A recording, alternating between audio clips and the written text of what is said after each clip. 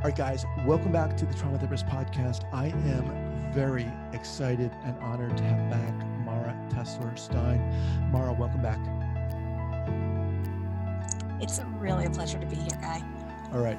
So Mara is a clinical psychologist in private practice, specializing in the emotional aspects of coping with crisis around pregnancy and parenting, and relationship-based and developmentally supportive care to babies and their families. Mara offers training in EMDR for perinatal mental health specialists, as well as advanced practice workshops in EMDR for perinatal mental health specialists.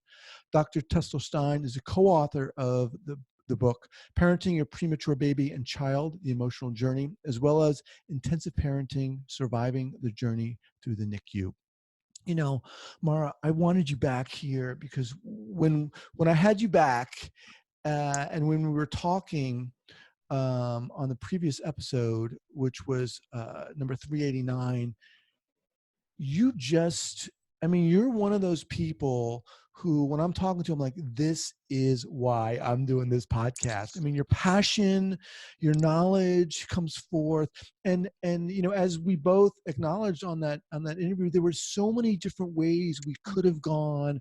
And I was like, I have to have you back. And anyway, that's my preamble just to say, I'm so psyched you're here. Great. So welcome back. I'm so glad to be back. Thank you. Yeah, it felt like the time together went so quickly, and that, the kinds of things that you were interested in talking about made me so excited, because they're, really honing in on what's important and why I do this work.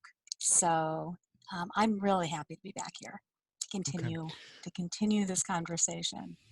So let's. Where would you like to start? Well, let's continue. I mean, we were talking about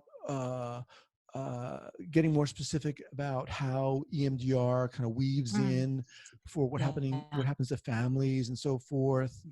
How does that sound? That sounds great. I mean, a lot of where my work has been going lately has been really giving a lot of thought to how our understanding from that EMDR lens, that adaptive information processing lens, really does inform what so many people already doing this work are doing without realizing that that's what they're doing, from a conceptual perspective, and then in a more direct trauma treatment perspective, how the EMDR model is so powerful across the board with trauma, and the ways in which it's powerful in the perinatal mental health population, I think is, I think that it's really, we need to think flexibly about what it is that we're doing when we're treating trauma in this population. And because the AIP model is so adaptable, it really can help us understand why we do what we do and what it is that families need. So I tend to think about this, I tend to zoom out and think about conceptually, what is it that we're doing here? Where is the rupture? Where are we kind of coming in clinically to help reweave and repair the ruptures? Okay. So, ruptures with whom? So here's how I think about this. When we think about family building, the dream and the myth that we're given very often in our culture, certainly, is if you do all the right things, good things will happen. And if you do all the things that you're supposed to do, everything will go smoothly. And that is a promise that very often over the course of a lifetime, people come to realize is make-believe. That you can do all the right things and not get pregnant. You can do all the right things and have a high-risk, complicated, difficult pregnancy. You can do all the right things and have a baby very early, or have a baby die, or have a mother die. And so it's shattering to one's belief in sort of the intactness of the universe, is Mhm. this, wait a minute, this is not what was promised. This is not what I expected. What does this mean about me? What does this mean about my family? And that doesn't even get into, and what are the implications? Right. So the ruptures can start anywhere from, wait, why is this so hard? And what does that mean about me? To, this situation is painful, frightening, overwhelming, unexpected, um, dis, uh, dislocating, disorienting, um, creates fractures in the ways that I'm used to being able to talk to my partner, my doctor, my family Right. members, my friends. Um, to, I am now in a whole new world. For example, the world of newborn intensive care, where when you walk through those doors, you really have to let go of everything that you thought you knew about what does it mean to be a parent? What does it feel like to be attached? To what does it mean to see a baby on a ventilator? What it means when you walk into an adult ICU and see Mhm. somebody on a ventilator generally means something very different than what it means when you walk into a NICU. Um, so all of those points of reference that we normally naturally have that are expectable um, get dislocated. And so I think of those as ruptures, as fractures in the foundation and in the road that we've embarked on towards family building. So sometimes the rupture is marked very clearly by a giant piece of shrapnel, Mhm. that has torn apart the street, and there's fissures everywhere, and you can say, oh yeah, right there, there's Right. the trauma, and that's true.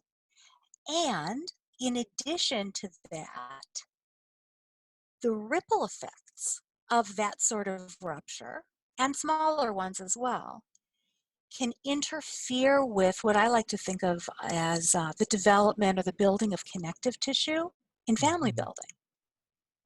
So it isn't just that traumatizing events break something that needs to have an opportunity to be kind of put back together and repaired.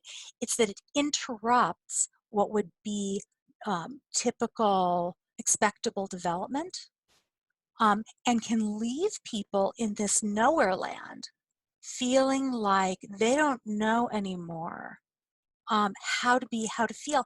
And I'll tell you that I think sometimes therapists find themselves also in a situation where, not knowing what to expect, seeing somebody who has a baby who was born 15 or 16 weeks early, let's say, or with very complicated medical problems, or parents of the baby who's died. Like, what, when do you start to say, oh, that's um, a clinical problem that Mhm. we diagnose, and what does it mean to diagnose it? And when do we say, well, this thing that maybe clinically we were taught, well, that's a problem in attachment, for example. Mhm. Well, maybe we need to rethink that sometimes, because again, those normative, typical landmarks don't apply in the Oh my same God. way with parents in a NICU, for example. Okay. So this is, I'm getting that feeling again where it's like, it's so intense. I Yeah, mean, it is. with this kind of work, let's dial in a little more with EMDR. Why does Sure. this work so well, and how is it working in this context? So what's beautiful to me about EMDR, and I got trained in EMDR 17 years ago because I was working with this population. And so what I was finding was people were getting better, and then they'd get stuck, and the image that came to mind for me was they were like circling a cul-de-sac, and they would just keep going round and round, and I couldn't figure out how to get out of the cul-de-sac. So for those who don't know, the foundational model for EMDR is the adaptive information model.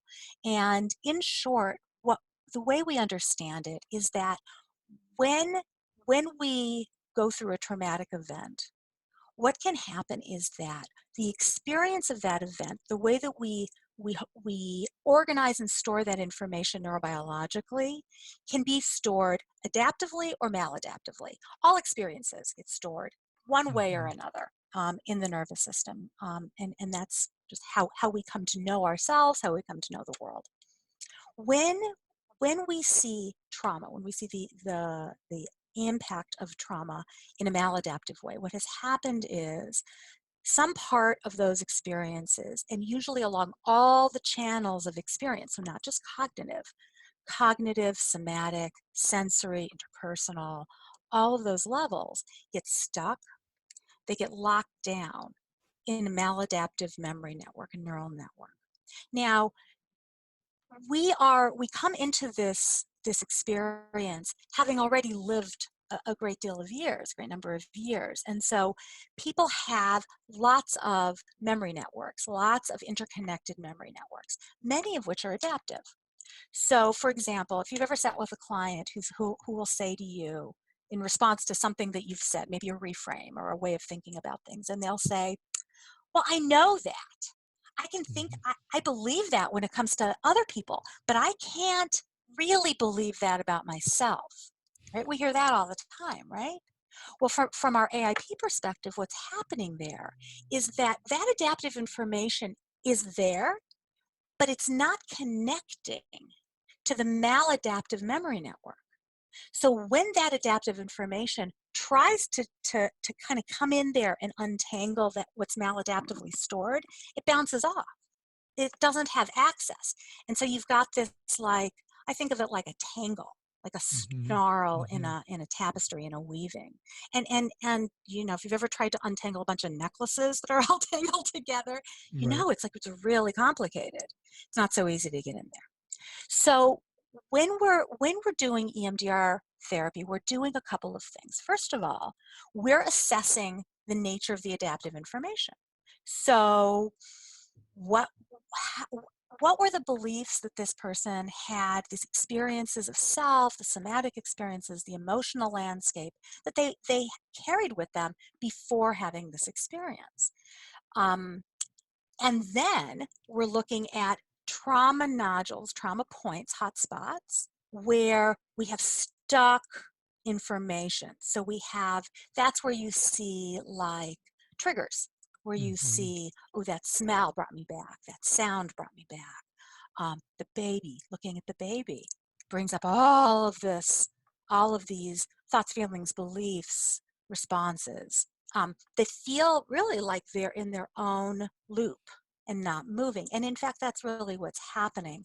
What's happening with maladaptively stored information is it hasn't really transformed into memory, into real memory. Because real memory allows us some distance and allows us some perspective. But if something is really stuck in a re-experiencing loop, we don't have any distance. We're either avoiding that loop because it's so overwhelming, or we've fallen down the rabbit hole and we're in the re-experiencing. So with EMDR, what we're doing is there's a neurobiological process by which we can connect the adaptive information to that maladaptive information, and that process allows that undigested material to digest and become actual memory.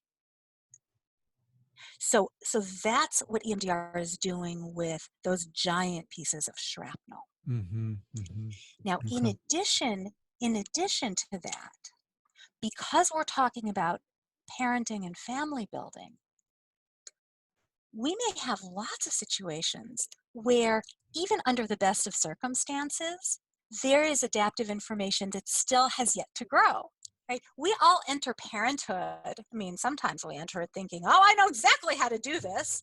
And I always say, I did my best parenting before I had kids too. But the reality is, you know, once you've had kids, you realize, whoa, there's a lot to learn here. A lot of things that I thought that are not so, that can really, nothing like having kids to shake up your sense of self and your relationships, right? So even under ideal circumstances, there's a lot of connective tissue to build, a lot of nurturing and support that's necessary to really help in the transition to parenthood for each individual parent, for them as a couple, for them as a family, adding each additional child to the family system. It's always a transition because each child is a new person, Mm-hmm. changes the dynamic in the family, all normal things, but Right. significant things. When there's a crisis in the process of family building, that process of coming to understand yourself as a parent is disrupted. So there's a rupture. And when you have a crisis in becoming a parent and being a parent, you lose the innocence and the optimism that you may have started with Mm-hmm. about how this is going to be okay. If in fact that's your perspective on the world, but you've also immediately lost your peer group because one of the Wow. time-honored traditions is the village of parents. Mm. And if I don't know how to do something, I may say, maybe it's my mother, my mother-in-law, my sister or sister-in-law, say, butt out, don't tell me what to do. But Mm-hmm. I know that I can ask. I know that I have friends. I could go to family members if I wanted to and say, I don't know how to do this. But when you've had a preemie, when you have a very sick baby, when your baby dies, when you're struggling with infertility, much harder to figure out who you're supposed to talk to. This whole And topic, I those mean, those are it subtle. just seems fraught with potential Mm-hmm. like landmines. Yeah, Everywhere you go, each little yeah, kind of topic you're talking about is just a potential for trauma. It's crazy. yeah. It's because it's so important, because it's so central to our sense of self and to family structure. It's so nuanced and it's so complicated.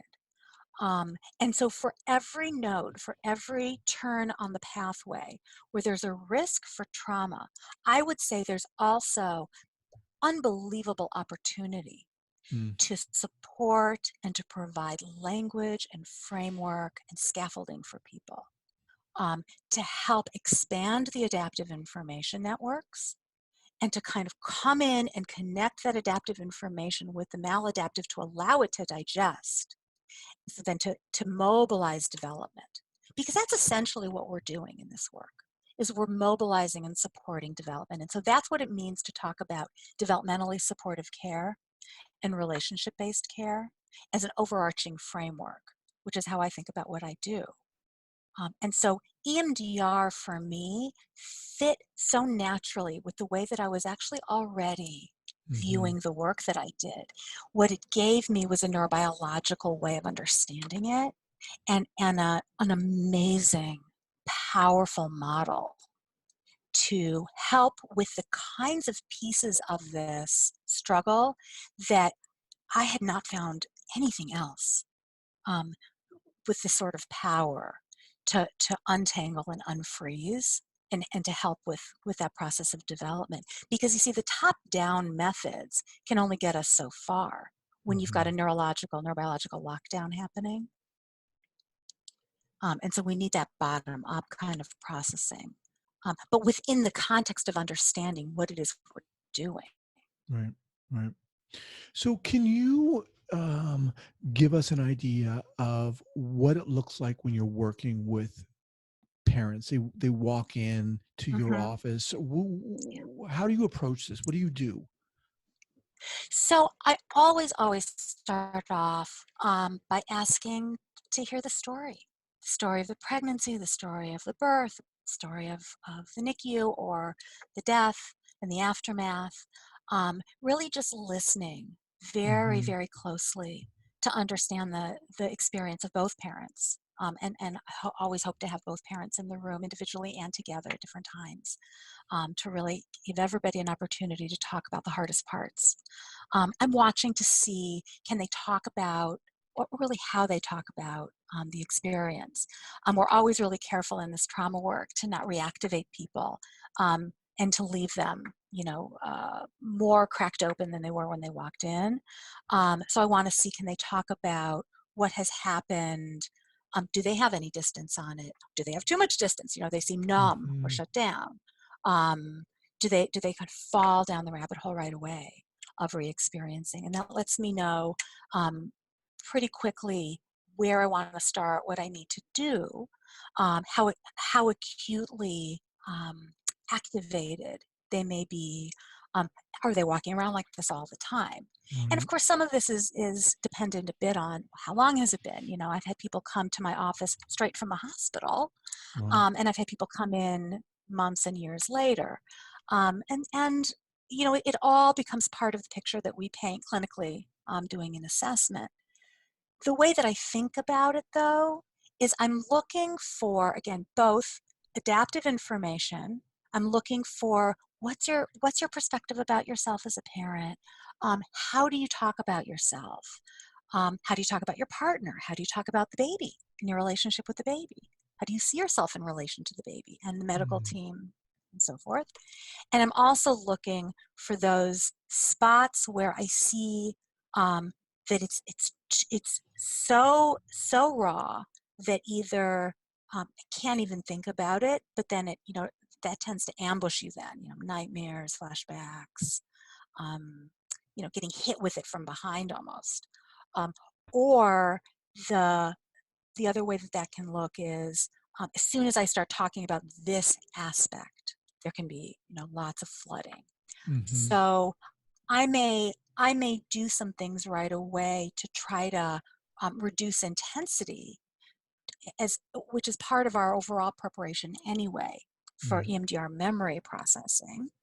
And then, of course, I'm also just looking for opportunities to provide language and a frame, a reflection of what I see and what I hear right away. So an example of that, a pretty common example, has to do with things like attachment. So attachment and anxiety, vigilance, these concepts can get pretty muddy and tangled up when we talk about crisis in pregnancy and birthing in the neonatal period. Parents often are told by their healthcare providers, the nurses, their OB, sometimes by therapists who kind of know what they know and maybe haven't had the experience of well, what is it like to have a baby in the NICU, for example, that they're overly anxious or hypervigilant, and what they really need is time away from the NICU or time away from the baby to relax, to sleep, to be calm, and so forth. But see, the job of a parent is to watch over and take care of the baby. And so, especially in a medical crisis, the job of the parent actually is to be vigilant. And in newborn intensive care, the usual tasks of parenting are very often unavailable. We don't get to feed, especially early on. If you have a micro-preemie, you're not picking up that baby, you're not nursing. That baby's very often not getting any food in the stomach right away. They may be getting fed by TPN, which is, IV. And if they are getting fed, they're not getting fed by mouth because they can't yet coordinate suck, swallow, and breathing without potentially aspirating milk. So feeding, which is one of the fundamental things that we do as parents, is generally not available right away in the NICU. And even holding. If you're holding a very premature, very sick baby, their nervous systems are very raw.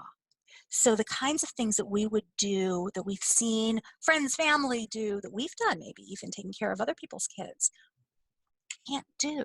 So singing and stroking or rocking at the same time, for example, will send a preemie into meltdown, basically. Wow. It can trigger apneas, bradycardias, because the nervous system goes, it's too much stimulus, I don't know what to do. So there's it's just a whole different way. You need to learn how to touch. You need to learn how to engage differently. So these things that would otherwise come naturally, like, whoa, I don't want to cause harm. Right. And moms in particular very often will tell me and tell their therapists, I haven't done so well so far. This baby came early. This baby, my baby is sick. Um, I don't want to get too close. Better let the people who know how to take care of the baby take Mm. care of the baby. So right away, when I hear anything like this, I'm coming in talking about what does it mean? What are signs of attachment in a perinatal crisis? And they may look different. So not wanting to leave the bedside or thinking about the baby a lot when you go home, waking up in the middle of the night and calling the NICU. This is normal stuff Mm-hmm. because who else has to be apart from their baby, Right. Right. right? Normally you get to go peek over the bassinet and go, okay, and go back to sleep. But if your baby's across town and you haven't seen that baby in a bunch of hours, wanting that connection is perfectly normal. So, very often parents are told, oh, go home and sleep. And, parents are compliant very often and they go, oh, sure. And, inside, they tell each other, right, I'm going to sleep, right. So, It's unlikely. just aware of our time again.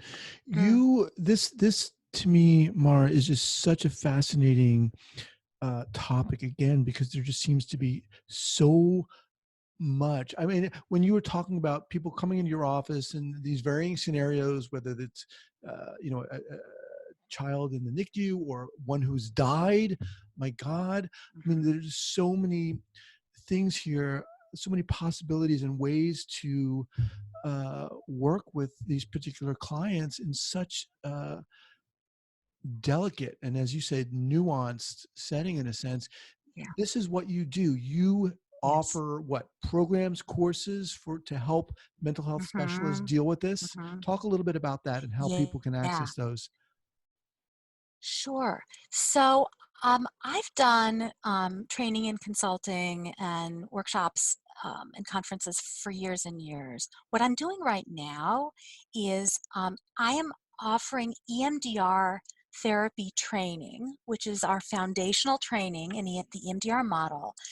And basically inviting perinatal mental health specialists who want to be trained in EMDR, but who have held back because they really wanted to train with their fellow perinatal specialists, an Mm-hmm. opportunity to do their EMDR training with their people. And from their people. So being the trainer and then having a cohort of people who speak this language, and it's amazing to do that, to have a group of perinatal mental health specialists who are working in various areas of the field, who want to Mm-hmm. really understand what they're looking at through this trauma lens and this developmental lens.